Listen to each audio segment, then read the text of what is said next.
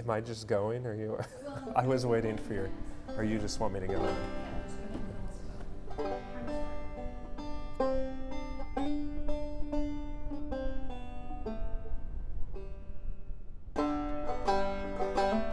Nothing we're doing in the well is really that complicated, that you can take this home with you, that your life can be transformed, starting with that physical food and bringing that health and that wellness to those who come into the well.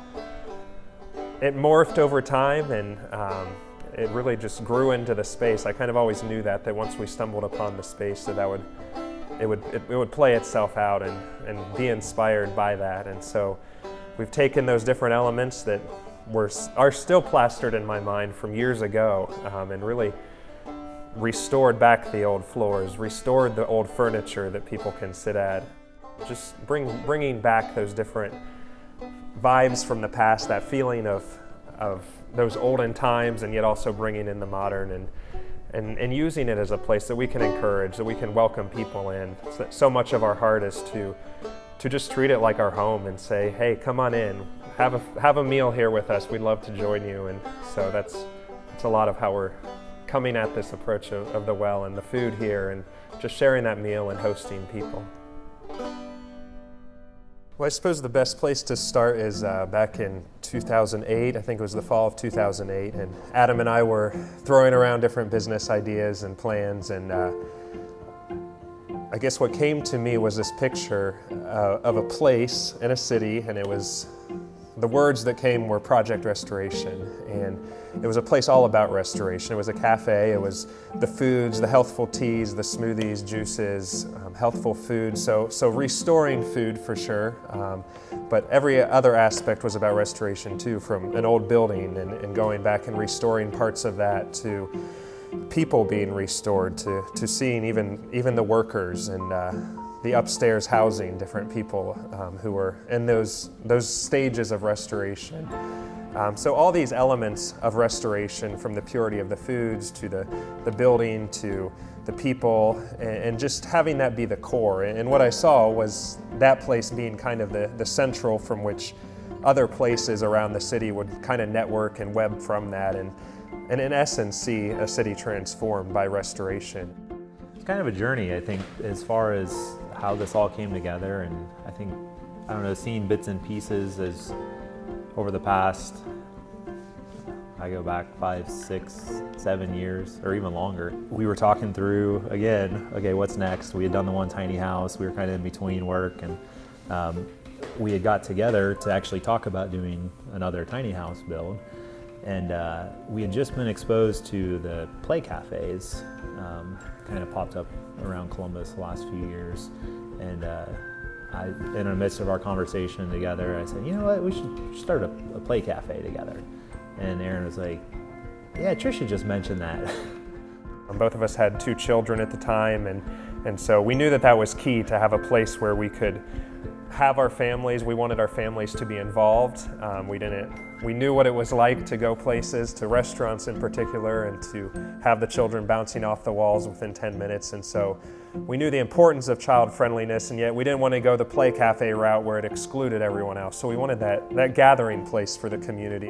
Eventually we started just looking at buildings, and almost immediately we came across this building that is now the Well. And so didn't know that I would be the one necessarily living upstairs, but that was important. And so we've revamped the upstairs for living, and the downstairs has morphed into different elements, from the play cafe in the back. So being very child friendly, that encouraging that creative play that we're all about, and not just throwing these children in front of something that tells them what to do, but giving them that ability to explore and to be creative on their own.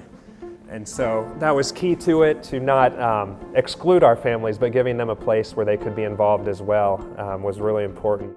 Yeah, Mom was planning to come down and help out occasionally if we got busy, and that changed a little bit. I remember specifically the day we were just crazy busy. They were lined outside the door. They had run a newspaper ad the day before, and we were like, what are we doing? And the moms are both down there bringing the children in tow, and they're running around the kitchen barefoot saying, we're hungry. And Aaron and I are trying to do all of our prep in one little space. And there were two women sitting at the counter just getting the biggest kick out of it. And they said, we feel like we're on a reality show. And I said, yeah, this is about as real as it gets.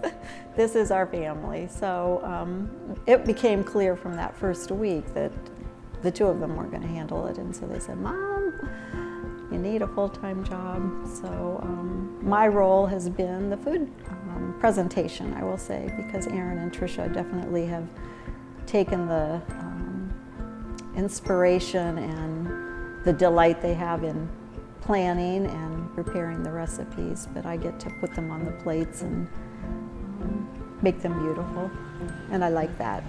So that's my role. So she was very glad too, and she loves doing it. Yeah, and it is. I think people comment about that we work so well together, and we do. I mean, I don't feel like we really have any issues with each other, and we get along, and we I think we all complement each other very well as far as what we do. And tell me about your hours. It seems like you've chosen. yeah, people say, man, you guys don't work very much.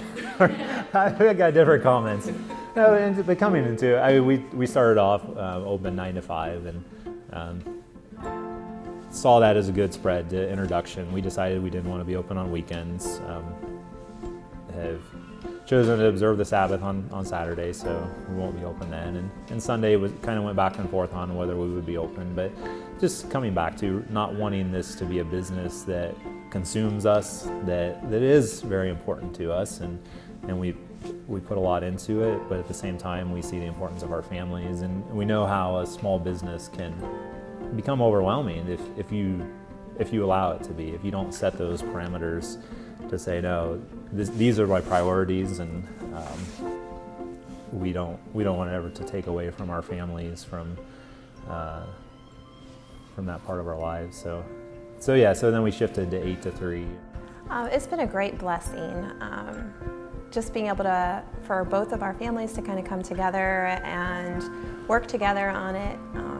I've probably been more in the background because of the children and at home more, but it's been nice to be able for the kids to be around Adam and their dad and watching everything transpire.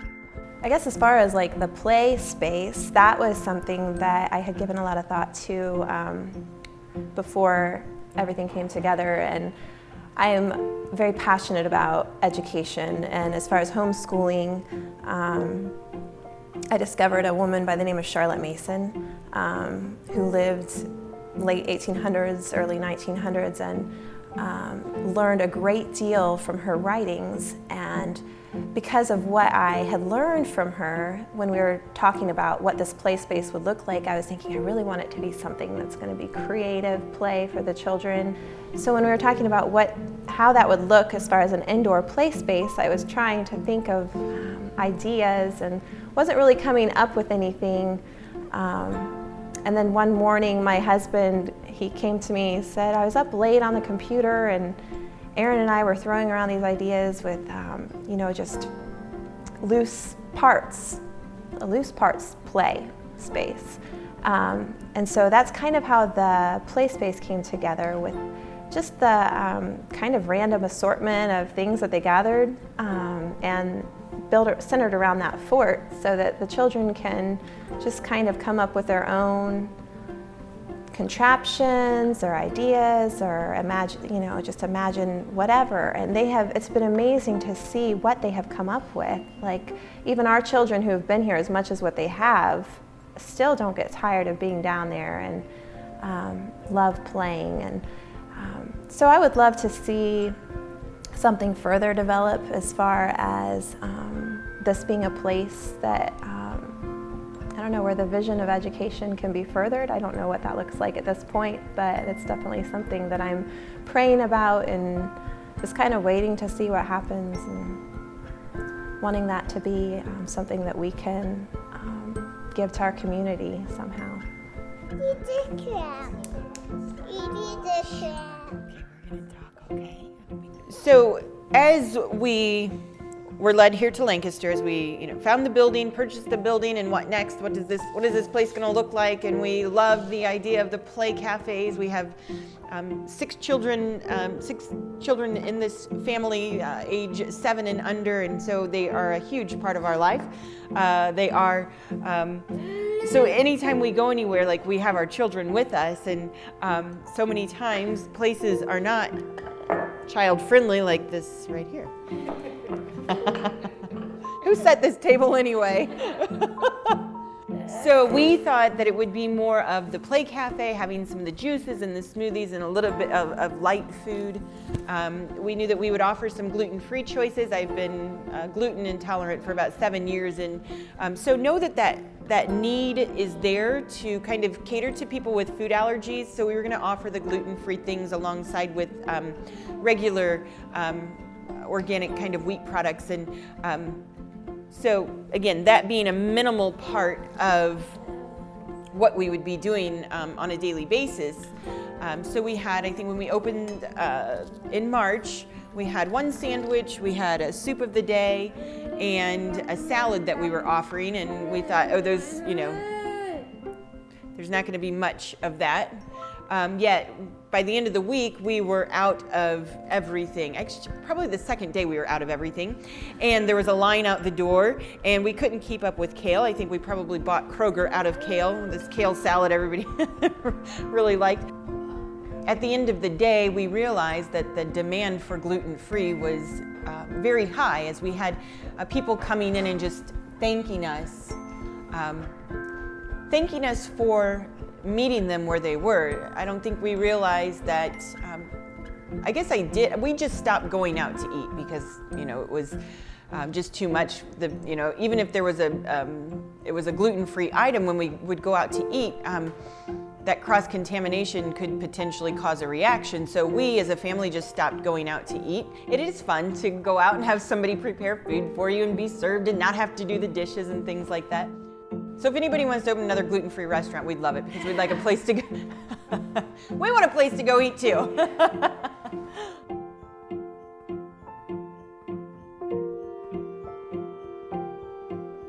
What kind of foods do you guys like to eat?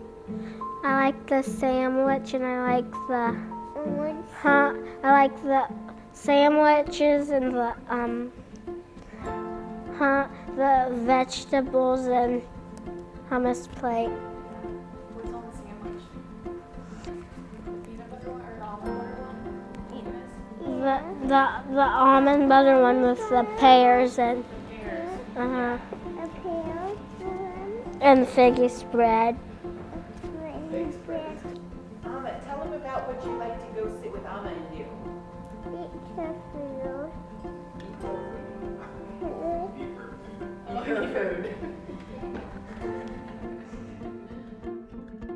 Aside from our normal daily hours at the well, we also are offering various classes. We are currently doing an 8-week course, and we'll continue to do that through the months. We'll offer various courses, but wanting to, like we said, making the well a place that you can take with you. This isn't about us just making a meal for you. It's giving you tools to really take with you and to show you that you can do this at home, that you can transform. I think so many people's desire is to be healthy, to live these fuller lives, these healthier lives, to take that into their own individual home and not just be something separate that you go out to do. And so we're wanting to offer you the tools to do that, to give you creative options. So much of our food, I feel it's so important that it tastes good, and that's a key to healthful eating. I think that some people have this mindset that it can be not so flavorful, not so good because it's healthy, but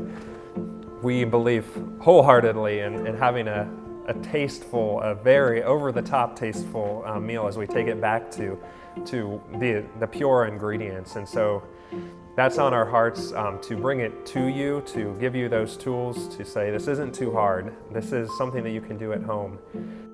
I think the way I view it is we've been very grateful to be able to work with a lot of local farmers, and local farmers are not able to shell out the $10,000+ to become organic certified. But when you're working with somebody, when you have that relationship, that there's much more trust in that than there is in a label on a shelf that's passed through how many hands from halfway across the world. So while sometimes, I mean, that's our only option living in Central Ohio for a lot of produce items, but as far as our produce and what we can get around here, we continue to try to get as much as we can locally, and even in the middle of winter, we've been able to get a lot of our produce from a farmer near here. The well was the first one that decided to buy from us. It's kind of ironic that we had planted a lot of kale this fall, and I don't really think we knew where it was going to go because it was late in the season. And then when we came in here and found out that that was their signature, the kale salad was their signature dish, it was like somebody else was in control of this whole thing. We've been supplying the well this fall with the cold crops that you can grow in the fall and the winter, such as obviously kale, red and green cabbage, beets. We have 3 kinds of beets. We have carrots, kohlrabi.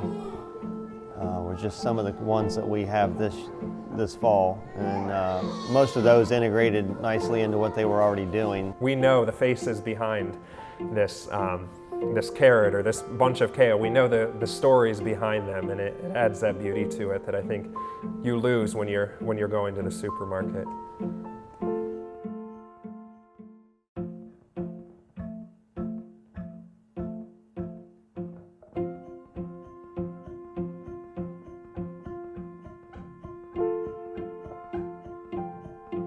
Everybody working together, everybody has a part, you know, like the body, you know.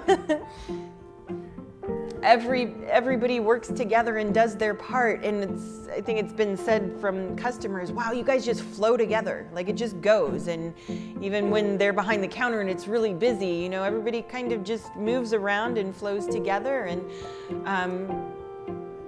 we know our parts, we know what we're good at, we know what our strengths are and our weaknesses are, and we try to work in those areas, and it all balances out, and it's beautiful. And it's from Tim and Pat, Aaron and Adam's parents, to them, to Jess and I, to the children.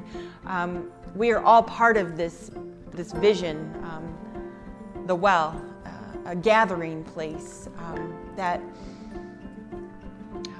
we enjoy gathering at, and we believe that a lot of people enjoy gathering here with us as well. And it is an extension of our home. You know, we serve things that we would eat. We have the counter visible in the center so people can come in and see what we're doing and hopefully take something from the well into their home. So yes, it's our family at the center, but we desire for other families to, hey, maybe some restoration to come as well, to gather at the table, to come together, to cook together, to play together. Because I think, again, that's something else that has been lost as well, is coming together at night, mom cooking or mom and dad cooking, sitting down at the dinner table, talking about the day, reflecting on what's going on. Again, in the busyness of this world, so many things have been lost. And so here, yes, at the well, again, that restoration of all things. We pray that it comes through our hands and through our mouths and through those doors.